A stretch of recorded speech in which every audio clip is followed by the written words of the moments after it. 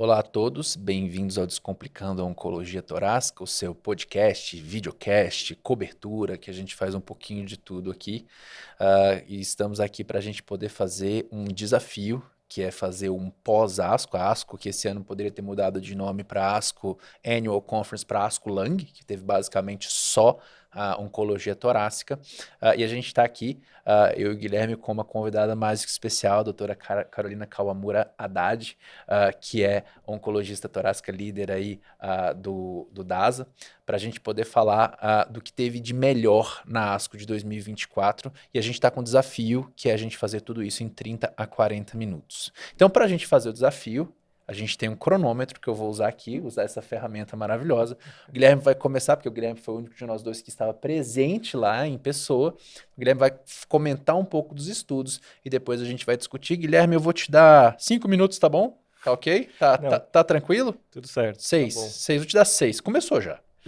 Bom, gente, primeiro eu queria agradecer a presença da Carol aqui, uma honra estar com a Carol aqui, uma das maiores experts em câncer de pulmão, e com certeza vai agregar bastante.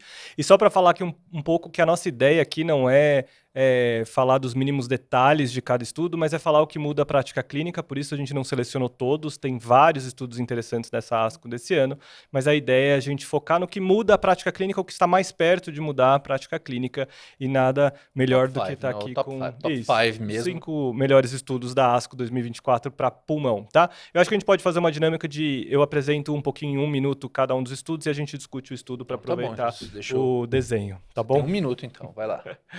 Então, esses são os estudos que a gente pensou, né? O Adriático Laura, plenária, e 3 estudos da seção oral de metastático, Crown, Paloma 3 e o Mariposa, tá? Começando então com pequenas células, Adriatic, esse certamente é um estudo dos mais importantes que a gente teve na oncologia torácica dos últimos 20 anos, porque mudou um paradigma em câncer de pulmão de pequenas células, doença limitada. Então, esses pacientes com doença limitada, pequenas células, foram randomizados para Durva, placebo e um braço Durva e Treme, que a gente ainda não tem esse resultado, então a gente vai focar em Durva versus placebo, e tinham 2 desfechos primários, né, sobrevida global e PFS por um comitê central. E o estudo, felizmente, foi positivo e chama bastante atenção a positividade do estudo, né? Principalmente se a gente olha as taxas de sobrevida em 24, em 36 meses, né? Lembrando que o tempo do Durvalumab eram de 24 meses, a gente até pode discutir um pouco disso aqui, então um pouquinho diferente da consolidação do Pacific, né? Que é 1 ano, aqui a gente faz 2 anos de Durvalumab. E as taxas, principalmente de sobrevida global em 2 anos, vão de 56% para 66%, são 10% de ganho de sobrevida global, que é um desfecho bastante importante, né? E em sobrevida livre de progressão, interessantemente, um ganho bastante significativo também, que às vezes a gente não vê com estudos de imunoterapia, né? E a gente pode até falar que talvez a gente comece a ver um platô aí da curva de sobrevida livre de progressão, então também com um ganho de cerca de 10% das taxas, se a gente compara braço Durva versus placebo.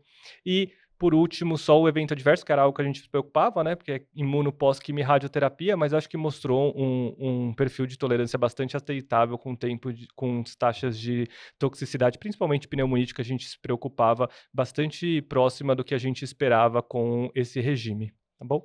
Eu vou aceitar 1 minuto e 50 porque era plenária, tá bom? Só para constar. Obrigado, senhor. E aí, queria começar com a Carol. Carol, para você, esse estudo muda a prática clínica? Como que você enxergou os resultados?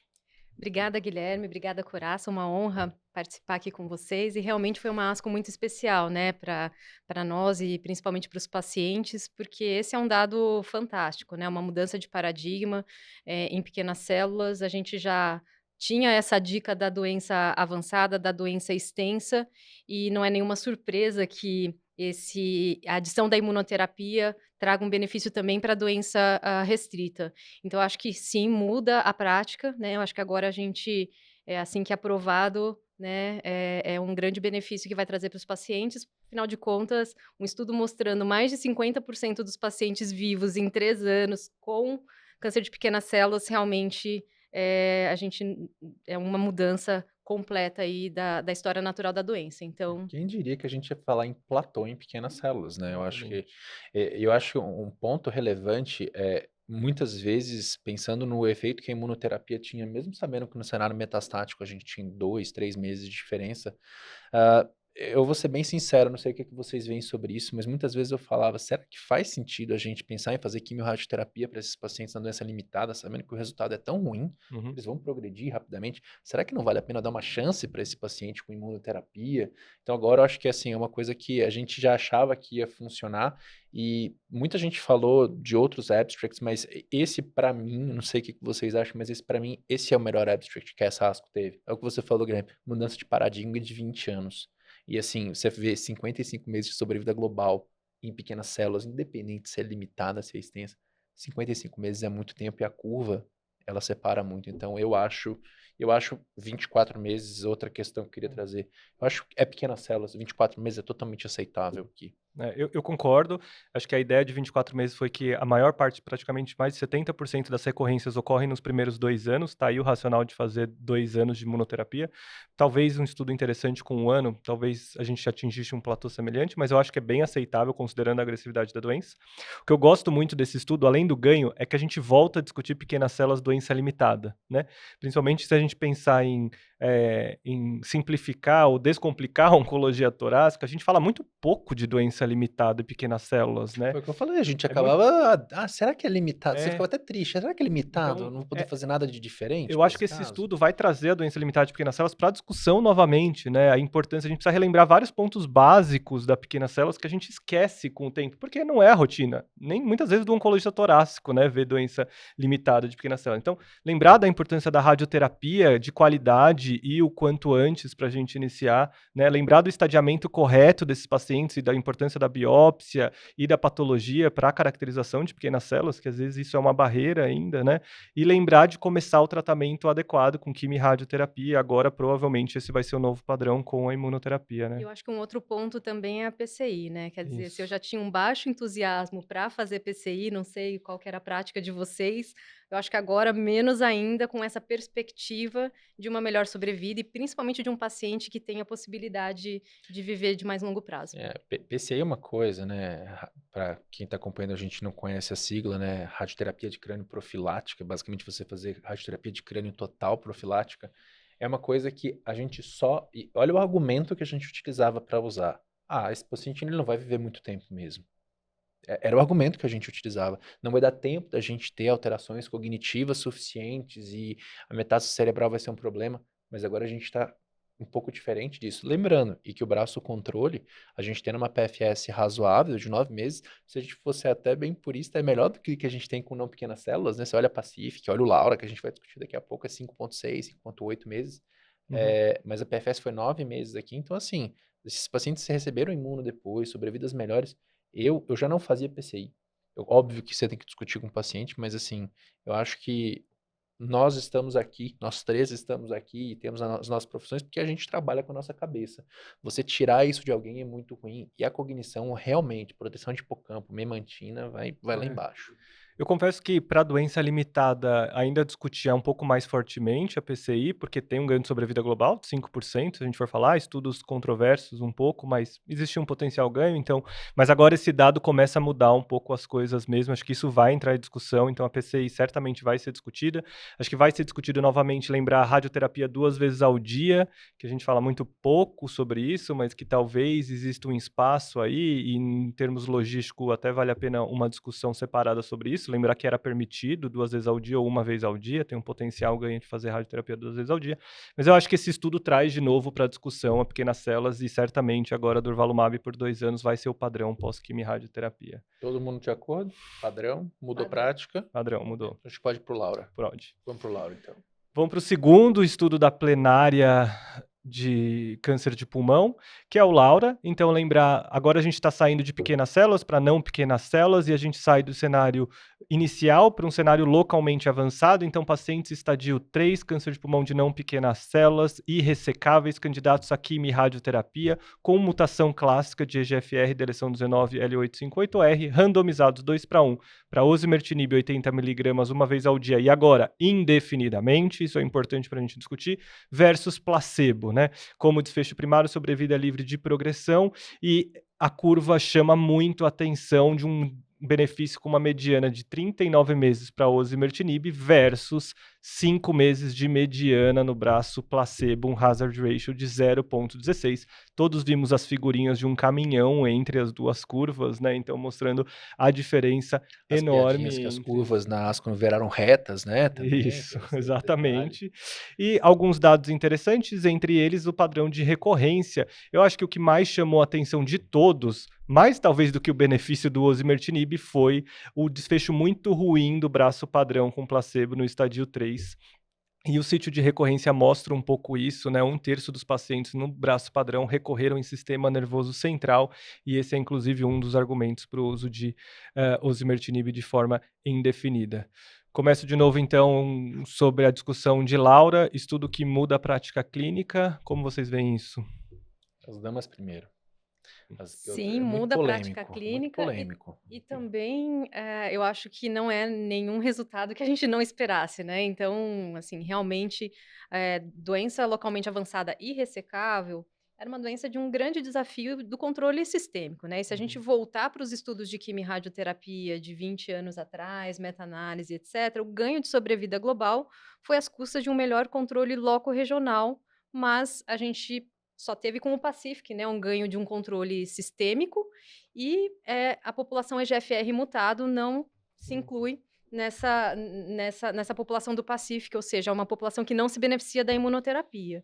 Então, é claro que agora a terapia-alvo, principalmente com essa grande proteção de sistema nervoso central, eu acho que traz um benefício inquestionável e acho que tem todas essas críticas em relação a um tratamento contínuo, mas talvez a gente esteja beneficiando aí a maior parte dos pacientes, porque acho que seria uma proporção muito pequena de pacientes que talvez ficassem com a doença controlada somente com quimio-radioterapia, né? Então, eu acho que sim, é um estudo que muda a nossa prática clínica, mas, claro, seria interessante ter biomarcadores para a gente tentar definir um pouco quem realmente precisa de todo o tratamento sistêmico, mas eu acho que certamente a maioria.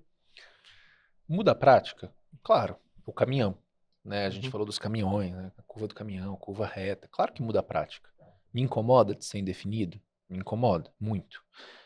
Por alguns motivos. A gente que tem pacientes que foram operados e estão tomando osimertinib, no cenário do Adaura, sabe que a reclamação da toxicidade, que é muito pequena com o osimertinib, é muito maior no Adaura do que nos pacientes que estão no Flaura.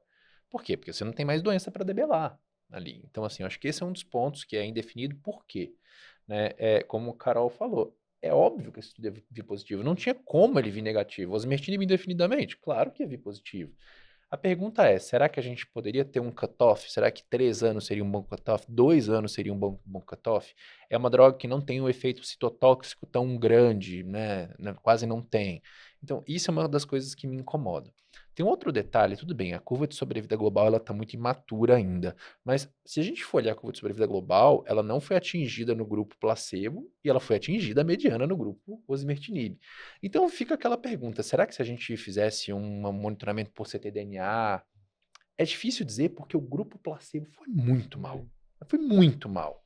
O grupo placebo foi mal, mas por outro lado também a taxa de crossover foi bastante elevada, 81% né? de Então, crossover. eu acho que Exato. isso é um fator para a gente considerar também na Isso. análise da sobrevida global. Exato. Então, acho que a discussão não vai acabar nunca. E eu acho que a questão do biomarcador, que, assim, a gente tem que entender que existe, obviamente, é o elefante que está em todas as salas que a gente entra, que é a toxicidade financeira.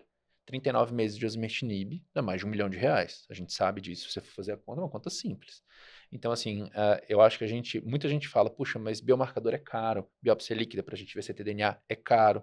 Mas será que é tão caro quanto a gente manter um tratamento de forma indefinida? Porque a gente está falando da mediana, que foi 39 meses. Mas e as pessoas que vão ficar usando 5, 6, 7, 8 anos? O que eu vejo na minha prática clínica, sim, muda a prática, mas aquele paciente que chegou 2 anos e meio de terapia e realmente começou a incomodar, porque tem gente que tem paronikia que incomoda, tem gente que tem racha que incomoda. Puxa, começou a incomodar de verdade, eu ficaria relativamente tranquilo de propor um hold para esse paciente, como se fosse um holiday para esse paciente. Se ele nunca mais recidivar, ótimo para ele. Se ele recidivar, eu voltaria ao osimertinib. Mas é o que você falou, isso não acabou aqui. E isso vai ficar muito tempo, por quê? Porque é uma mediana de 39 meses. Então a gente está falando sobre isso por 5, 6, 7, 8 anos, entendeu? Eu concordo, mas eu só eu só mudei um pouco o meu olhar para o estudo depois de ver o braço padrão ir tão mal, corroborando um pouco o dado do Pacific na subpopulação EGFR, que já era muito ruim, mas era uma subpopulação, análise exploratória. Esse é um estudo focado nisso e corrobora um outro dado. É, e indo tão mal, para mim, eu enxergo hoje o estádio 3 e ressecável EGFR como uma doença sistêmica. Eu acho que a gente só está antecipando um tratamento sistêmico com menor volume de doença, né? Acho que em alguns casos a gente vai até discutir a radioterapia, eventualmente, para doenças muito volumosas, estádio Ou fazer 3 um e pouco de radioterapia. OSE, fazer a quimio Exatamente. Eu acho que depois. nesse estudo faltou o braço do osimertinib Neo. sem a rádio. Não, sem a Sem a rádio, rádio, sem Uhum. a sem a rádio. radioterapia, Exato, né? Porque exatamente. na prática era o que acontecia, quer dizer, diante Exato. da impossibilidade de fazer um tratamento local e sem a possibilidade de fazer a imunoterapia, quer dizer, muitas vezes a gente ia para a terapia sistêmica Sim, isolada e muitos desses pacientes têm um benefício de mais longo verdade. prazo, né? Então, acho que também é uma outra Verdade. questão. Eu acho que com o dado de sendo tão ruim da população padrão, eu sinto um pouco mais confortável em manter se o paciente tiver tolerância e considerando todas as questões que você levantou muito bem, Coraça, eu entendo isso, mas considerando uma doença sistêmica, eu me sinto um pouco mais confortável. E como a Carol salientou bem, assim, a crítica do Adaura era muito do crossover, né? E aqui essa crítica foi coberta. 80% dos pacientes tiveram crossover e assim, a gente não sabe como esses pacientes vão progredir. Essa é a grande questão. 1/3 tem progressão do sistema nervoso E central, né? talvez o braço controle tenha ido mal mesmo por uma característica biológica da Isso, eu acho que doença, né? sim. E não porque Concordo. nesse estudo, enfim, É, acho eu que eu acho que é isso. a doença estadio 3 irressecável com mutação de Hum, EGFR, eu acho que é diferente daqueles exato. pacientes sem mutação. Eu queria fechar esse estudo, acho que com 2 pontos. A gente, quando falou do Adriatic, falou de PCI, era uma coisa que a gente considerava, porque o paciente vivia pouco. Eu acho que um dos pontos que a gente tem que colocar é, esse estudo nos ajuda para os pacientes EGFR mutados, para os pacientes com câncer de pulmão estádio 3, a gente testar o EGFR, isso é fundamental. Uhum. E eu via muitos relatos de assim, eu vou fazer o Durva no EGFR. Por quê? Porque é o que tem. Não, mas não tinha benefício porque o N era pequeno no Pacific. Não, na minha visão Perfeito. você era deletério. Porque se Uhum. você tivesse que dar osimertinib, depois você está aumentando muito a toxicidade. Sim. Então esse é o primeiro ponto. Eu acho que assim, para a gente poder fechar, muda a prática clínica? Sim, Muda. mas eu quero muito ver o que a gente vai ter de biomarcador. Eu acho que a gente ainda precisa melhorar, por quê? Porque a gente sabe que o cenário tanto de toxicidade e de custo, se a gente estivesse falando de amivantamab, que é mais tóxico aqui, a gente estaria tendo uma conversa diferente. Por quê? Porque o osimertinib é muito tranquilo da gente fazer. Então, assim, muda a prática, mas eu acho que a gente vai usar esse dado a gente vai torcer esse dado de tantas formas. Puxa, o paciente é estádio 3, a gente não tem certeza se ele ainda é irradiável, eventualmente. A gente faz um pouco de osimertinib, puxa, respondeu pra caramba, agora ele pode virar um cara que a gente vai fazer quimio-rádio, ou será que faz sentido fazer quimio-rádio, a gente faz só osimertinib? Sim. A gente tem muito pra gente conversar ainda. E esse dado só corrobora a necessidade de testagem molecular. Claro. Perfeito. É isso mesmo. Pegando o gancho da Carol para testagem molecular e falando de terapia-alvo no cenário agora metastático, o estudo que gerou mais comentários, certamente na sessão oral, foi o Crown, né? Todo mundo saiu de lá vendo a curva do Crown, A reta. a reta do Crown, bastante impactada por ser uma mudança mesmo de paradigma em câncer de pulmão em geral, na verdade, né? Então, só para relembrar o Crown, todo mundo já está muito adaptado. Então, pacientes metastáticos, ALK positivos, que foram randomizados para lorlatinib versus crizotinib. A gente já sabe que o estudo é positivo. O que o estudo mostrou na ASCO 2024 foi uma atualização de 5 anos de segmento, e isso mostrou que em 5 anos a mediana do braço de sobrevida livre de progressão do lorlatinib ainda não foi atingido, com 60% dos pacientes no braço lorlatinib sem progressão de doença, o que gerou um hazard ratio de 0,19. Um dado super impactante foi a progressão intracraniana, por alguns motivos. Primeiro é o dado em si, então 92% dos pacientes sem progressão intracraniana com 5 anos. O segundo ponto, a gente está falando de pacientes ALK positivo, que talvez de todos os drivers é o que tem maior tropismo para metástase do sistema nervoso central. E um terceiro ponto, lembrar que esses pacientes tinham metástase intracraniana, uma boa parcela deles tinham. A gente teve 9 eventos no braço lorlatinib, ou seja, em 5 anos é muito pouco evento, mostrando a atividade no sistema nervoso central. a crítica, ou não sei se crítica, mas o contraponto do lorlatinib sempre foi uma questão de toxicidade, continua sendo, na verdade, né? Eles mostraram um perfil de tolerância muito parecido com o que a gente já sabia mesmo com esse uso a longo prazo, mas é importante. Só que uma análise que eu queria destacar foi a análise de redução de dose, né? A gente sabe que a dose de lorlatinib é 100 miligramas, a gente pode reduzir com a primeira redução para 75 miligramas, e os pacientes que reduziram para 75 miligramas nas primeiras 16 semanas tiveram até, numericamente, uma superioridade em PFS e tempo para progressão Será intracraniana que porque comparado. toleraram melhor o tratamento, não viraram Pode ser. censuras? Mas acho que até o ponto é assim, é até seguro, né? Isso deixa a gente mais confortável, né, em redução de dose. Se a gente olhar os estudos de fase precoce, as curvas de Piquet com 75 são próximas, né? O Solomon até discutiu isso na ASCO, né, na discussão depois disso, mostrando que até existiu a discussão de fazer a dose ser 75 em vez de 100, mas como a maior parte dos estudos vieram em linhas subsequentes, eles quiseram usar a dose maior por conta de mecanismos de resistência, o que não é o caso na primeira linha. Então, que até 75 miligramas na primeira linha seja uma dose bastante adequada se o paciente tiver alguma das toxicidades. Carol, como é que Posso você... começar? Posso começar, Ney? Pode, então. Eu queria só. Não. Eu acho que a palavra, e foi É. a coisa que eu mais vi no Twitter, É. a tradução livre era sem precedentes. Eu, inclusive, usei essa, mas assim, eu usei isso sem. Aliás, você foi um dos primeiros que postou no É Twitter. porque eu recebi o negócio, não tava na ASCO, vocês estavam lá em Chicago, curtindo, eu tava lá trabalhando, um entre paciente e outro, saiu no JCO, vou dar uma olhada. Esse tweet dele ficou famoso, cara. Fiquei 29 mil views, cara, eu me senti praticamente um influenciador digital. O fato é, eu usei essa palavra e aí eu fui olhar e todo mundo, e foi isso, o próprio Ben Solomon, ele fala isso, é sem precedentes. É sem precedentes. E a gente não estaria falando de qualquer coisa se você não tivesse comentado toxicidade. Então, assim, eu tenho um comentário que eu vou fazer, mas eu acho que eu queria colocar isso. É realmente, é sem precedentes. Eu nunca vi isso. E não é só isso, você vê que a curva, virou uma reta, porque tudo bem, você tem aqueles pacientes nos 2 primeiros anos que progridem, talvez pacientes com variantes estranhas, alguma coisa do gênero, mas depois que você passa do segundo ano, é 3% por ano, 5% por ano, 2% por ano. Para mim é sem precedentes mesmo. A gente tem que aprender a manejar efeito colateral. Eu acho que apesar desse desafio que é o manejo de toxicidade, que é um desafio mesmo, é chato, né? Principalmente toxicidade neurológica, alteração de humor, o edema também é uma coisa que acaba incomodando o paciente, porque é uma droga usada aí de longo prazo, mas eu acho que a gente tem que manejar, e a taxa de descontinuação foi de 11%, né, do braço do lorlatinib, claro, maior do que no braço do crizotinib, mas eu acho que a gente tem que aprender a manejar por esse benefício, eu acho que vale o preço, né? E o que chama atenção também, depois, foi a análise de mecanismos de resistência adquirida, né? Então, quando a gente olha no braço do lorlatinib, quer dizer, a gente não tem mecanismos de mutação de ALK dentro do próprio ALK, quer dizer, o lorlatinib resolve O o ALK. A gente tem depois vias de bypass e etc. Então, assim, realmente mostra a potência que é a inibição do ALK por esse inibidor de terceira geração. Verdade. Muito do que a gente tem, né, de mecanismo de resistência de lorlatinib com mutações complexas no ALK vem do cenário de segunda, terceira linha, do sequenciamento, né? sequenciamento, que já é uma outra doença, uma doença muito mais heterogênea.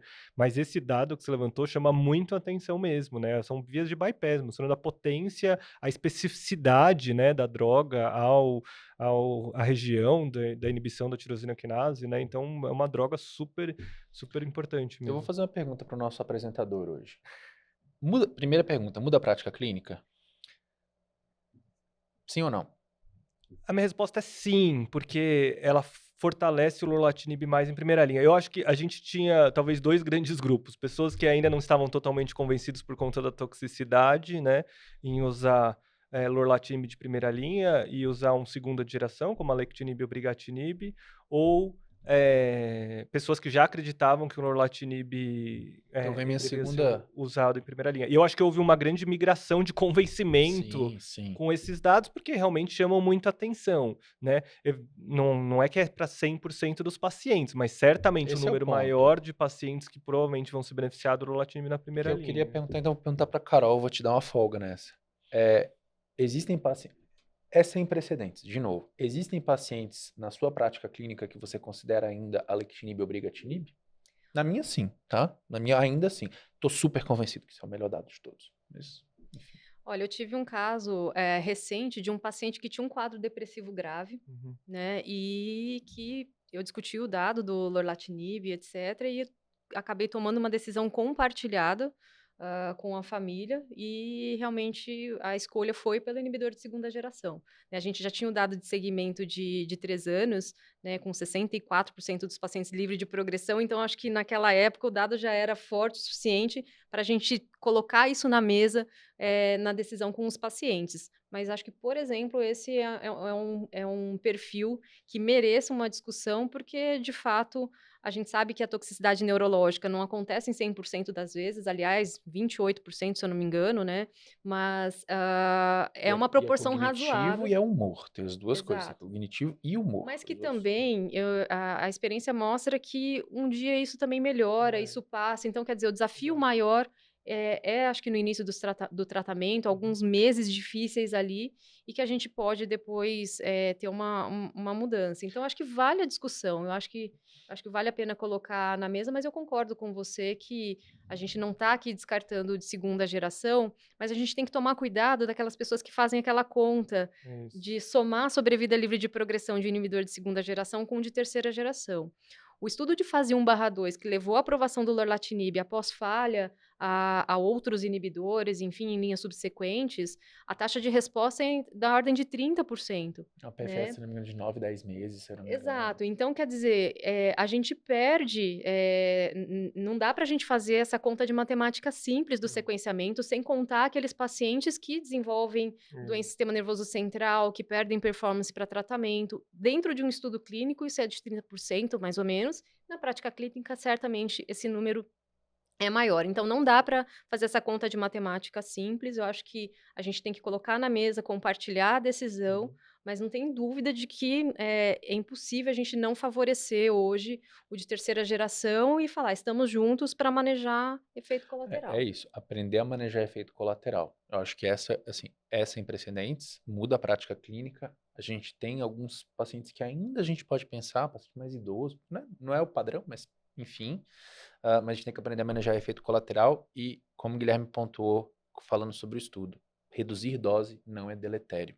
E aí, para eu fechar o meu ponto sobre isso, conversando com o Todd Bauer, que é o último autor, inclusive, da publicação do JCO, fala, Marcelo, eu tive pacientes usando 25 miligramas durante um período assim, de 5, 6, 7 anos. Então, assim, por que não, entendeu?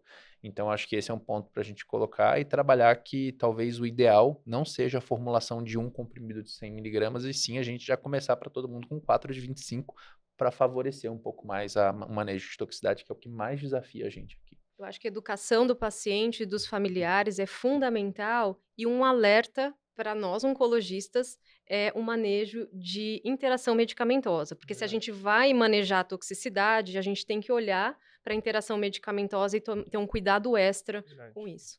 E lorlatinib isso é super importante, com antilipemiantes e outras drogas assim, né? Então isso é importante.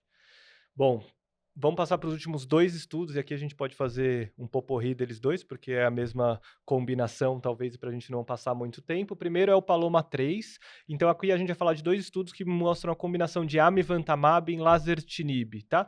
A população um pouquinho diferente, porque no PALOMA-3 eram pacientes já tratados com quimioterapia, já tratados com osimertinib, mas aqui todos os pacientes, obviamente, EGFR mutados.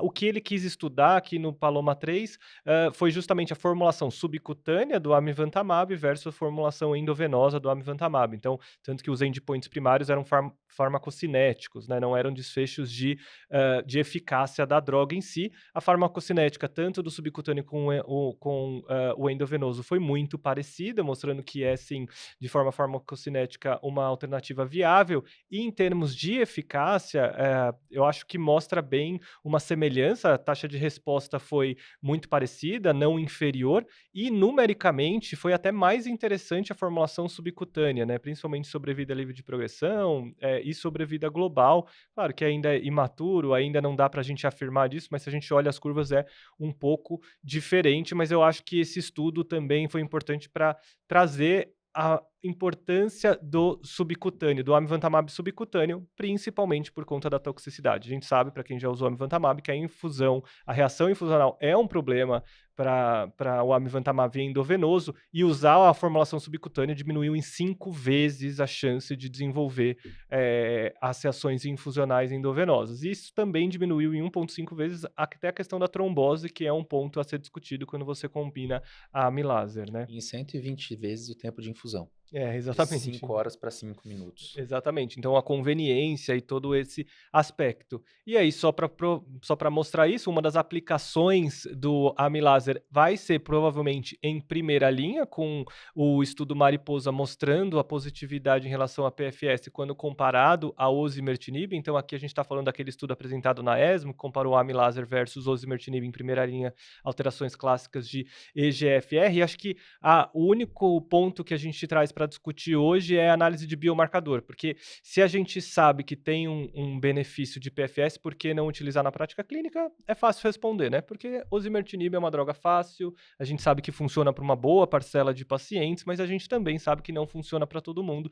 E aí muita gente da oncologia torácica queria, bom, mas e os biomarcadores? E metástase cerebral, e TP53, e ctDNA? Eles apresentaram isso nessa ASCO e chama um pouco a atenção que, na verdade, a maior parte de todos os subgrupos, sejam eles por biomarcadores clínicos, né, como metástase cerebral ou comutações como TP53 e análises moleculares, houve uma positividade para o braço AMI e laser, né? E aí, com isso, a gente fecha esses 2 estudos de AMI laser da ASCO. Comentários?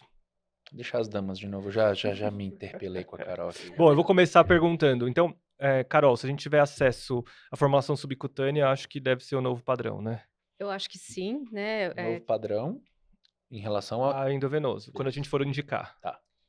Porque reação infusional é chata, é uma reação infusional que assusta a equipe, assusta o paciente, e a questão do tempo de infusão, né? Porque toda vez que tem uma reação também, a gente acaba aumentando ainda mais, né? Tive pacientes fazendo 9 horas. Pois 9 é. horas de isso infusão. mesmo. Então, realmente, e o primeiro mês, que a dose é semanal, quer dizer, tem o D1, D2, e aí ainda depois é semanal, quer dizer, a gente está reduzindo em muito aí o tempo de sala, né, dos pacientes e entregando uma droga que é, no mínimo, equivalente, né? Exato. Eu posso ser o nuvem negra aqui da história, né? Concordo. Comodidade, para mim, é o mais importante. Inclusive, a gente, pelo potencial de você ficar 9, 10 horas até infundindo, a gente não tem marcado para... O que a gente costuma fazer é consulta e a infusão no mesmo dia. Eu marco a consulta no dia anterior, porque o paciente tem que chegar lá 8 horas da manhã. Então, isso, óbvio que sim. Reação infusional, lembrando que melhora, 70%, 30%, 4%, quando a gente vai olhando. Mas um ponto que foi discutido, foi colocado, mas não foi pontuado de forma tão robusta pela Natasha Lyle, foi o fato de que as toxicidades cutâneas, edema, paroníquia não mudam. Sim. Eu entendo que a gente está falando de amilaser e muito aqui é dirigido pelo laser. Eu não lembro se é o Paloma 3, se é alguma corte, se é alguma corte do Paloma 2, eventualmente, para ver só AMI. Eu queria ver muito AMI subcutâneo versus AMI endovenoso. Só o AMI, para ver se isso muda alguma coisa, porque tem o Paloma 1 demonstrando que é um pouquinho mais tranquilo, mas as toxicidades EGFR e MET dirigidas não mudam. Então, eu concordo. Se é para utilizar, definir que eu vou usar amivantamab, inserção do exon 20, o que nós temos no Brasil é certo estudo clínico, é o Papillon, é o que nós temos. Eu vou usar subcutâneo sem... mas a droga é endovenosa, a quimio é endovenosa. Não importa, eu vou usar a quimio endovenosa e o AMI subcutâneo. A quimio é 2 horas, pelo menos. Mariposa 2. Mariposa 2. Mais quimioterapia. Sim. E só lembrando que a gente não pode usar a forma endovenosa de forma subcutânea como mensagem, é uma outra formulação, né? Uma outra diluição. Como você não pode usar trastuzumab. Então, ainda não está disponível, ainda não mas está disponível, mas em só para a breve. gente tomar esse cuidado, né? E eu acho que só para fechar, então, só para a gente aproveitar o dado do Mariposa, assim, na minha opinião, essa questão de biomarcador, eu entendo quem advoga, porque uma das discussões que surgiram na ASCO, bom, então a gente tem que usar para todo mundo, porque até os pacientes que não teriam esse alto risco se beneficiariam. Eu não acho que é bem por esse lado, até porque eu não acho que a gente tem que olhar um biomarcador só, muitas vezes é multifatorial, né? É a metástase cerebral mais o TP53, mais a metástase hepática, mais, enfim, os outros biomarcadores que a gente tiver disponível que vai fazer esse paciente ser de alto risco, né? Eu acho que falta ainda uma análise um pouco mais combinada, não é um único fator, né? Positivo e negativo que eu vou decidir fazer Mariposa, eu vou fazer Flaura 2 ou Flaura, né? Eu acho que a gente ainda precisa ver alguns outros pontos, talvez a hiperexpressão de MET, né, nesses pacientes com alterações atípicas. Teve um dado super interessante de amilase em alterações atípicas, com uma taxa de resposta bem interessante, que vale a pena dar uma olhada. Então, às vezes o paciente tem o L858R, mas tem aquela outra mutação A atípica, amplificação, né? que ninguém falou, que Complexa, eu acho que é a grande amplificação, sacada aqui é a amplificação. tanto do EGFR quanto do MET. Sim, sim. Né? Eu digo mais do Então, EGFR, porque são coisas que a gente vê o diagnóstico, sim, né? sim. Recente eu tive um caso que uma paciente que tem algumas contraindicações ao amivantamab, questões cutâneas e tal, mas assim, eu fui mais incisivo com ela quando eu olhei o perfil molecular lá do começo. Tinha uma modulação do exon 19 e uma amplificação do EGFR. Lembrando que é um anticorpo. Se o anticorpo tem mais EGFR na superfície da célula, a gente vai ter uma resposta melhor. E eu só sinto falta de uma coisa. É legal, óbvio que foi melhor em todas as análises. Mas se eu tivesse que chutar, o Flaura 2 vai dar a mesma coisa, provavelmente. Então, assim, faz sentido ainda. Meu problema, novamente, é a toxicidade. Se eu tivesse que pegar em primeira linha, eu prefiro fazer 4 ciclos de quimio, tirar o pemetrexed, se assim eu quiser, e manter o osimertinib. Então, a toxicidade ela é difícil e, novamente, assim, muito mais do que no que a gente fala sobre lorlatinib, que é um comprimido, essas são toxicidades que a gente tem que aprender a manejar. É muito difícil de manejar, piora a qualidade de vida. O paciente às vezes não consegue colocar um sapato. Então, isso é muito importante de colocar. Eu tenho pacientes jovens usando amivantamab e sofrendo fadigas, toxicidades cutâneas muito difíceis de manejar, úlceras perineais, genitais, Sim. né, que não são herpes isso não melhora, não tem nada que melhore, não tem laser que melhore, enfim. Sim. Então, realmente é difícil de manejar, requer aí um time multiprofissional e multiassistencial aí, e educação do paciente e da família. E, mais uma vez, acho que esses dados colocam no holofote assim, da oncologia torácica a necessidade de uma testagem molecular ampla, porque muitas vezes a gente faz PCR para EGFR e a gente acaba perdendo essas outras informações de comutações, que a gente está vendo que isso é cada vez mais relevante para a gente refinar o cuidado ao paciente. Perfeito. Quando a gente não perde o próprio driver, como o exon 20, a inserção em Exato. 50% dos casos, né? Bem lembrado, Carol. Posso puxar nos 3 minutos que a gente tem para vocês dois uma novidade aqui? E o que a gente... Porque assim, a gente falou de tudo que mudou a prática. Mas o que chamou a atenção que não estava no holofote? Porque isso tudo estava no holofote. Aliás, foi muito fácil escolher os temas, né? O que chamou a atenção para vocês? Foi me ajuda. A Ivone. Foi a Ivone. O que chamou a atenção na ASCO para vocês que vocês acham que em 2025 a gente vai falar?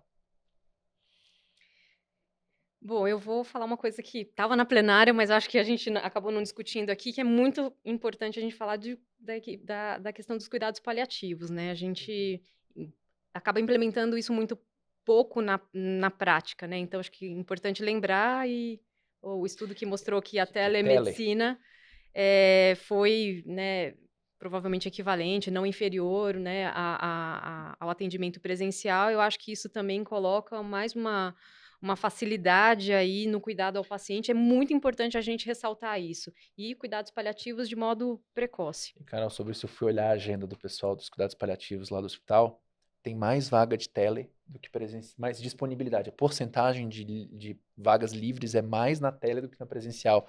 Eu acho que ficou como uma coisa secundária na nossa discussão com o paciente. Então, a gente precisa trazer isso para o foco. Eu achei, assim, fantástico que o estudo de cuidados paliativos foi parar na plenária. Não, isso foi muito legal. Esse era o ponto que eu ia puxar também. Esse é do mesmo grupo que já há muitos anos mostrou que cuidados paliativos precoces em câncer de pulmão têm ganho de sobrevida, publicado no New England. É o mesmo grupo que publica isso agora, mostrando agora que isso a gente dá até mais acesso, né, por via de telemedicina. Isso, a gente tem que aproveitar isso para... que eu achei mais legal, não sei se foi na apresentação, se foi na discussão, e eu acho que isso é uma coisa muito interessante. Cuidados paliativos é uma coisa que muitas vezes o paciente, quando você vai fazer presencial, ele precisa ser levado por alguém. E é muito difícil você falar, fica aqui fora que eu vou entrar sozinho na consulta. No telehealth é muito mais simples, a pessoa pode entrar sozinha, ela tem mais liberdade, ela não tem ninguém em cima dela ali julgando o que ela eventualmente iria falar. São pacientes, às vezes, dependentes de oxigênio. Puxa, é super complicado você levar o oxigênio para o lugar.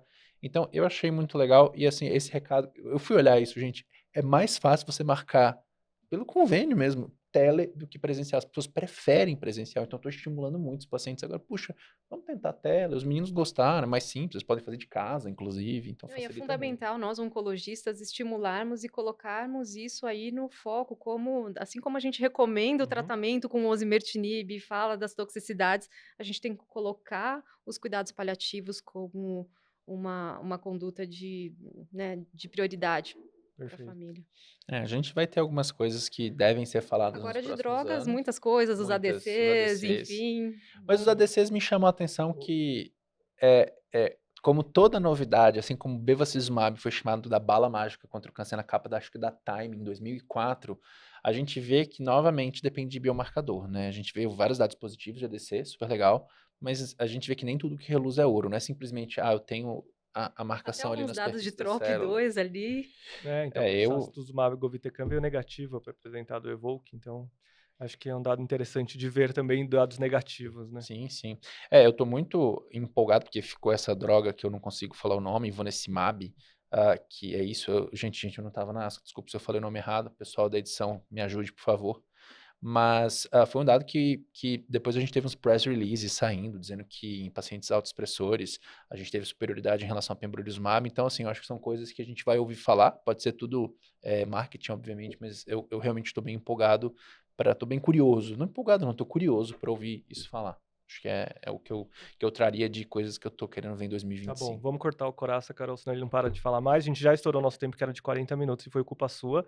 Então a Era gente de vai 30, na encerrar por verdade, aqui. né? Aí a gente foi gente boa com 40 aqui. Eu queria agradecer muito a Carol pela parceria e pelos comentários e pela disponibilidade. A gente sabe o quanto é difícil arrumar tempo aqui para gravar com a gente. Para mim foi super proveitoso. Aprendi bastante discutindo com vocês. Obrigado, Carol.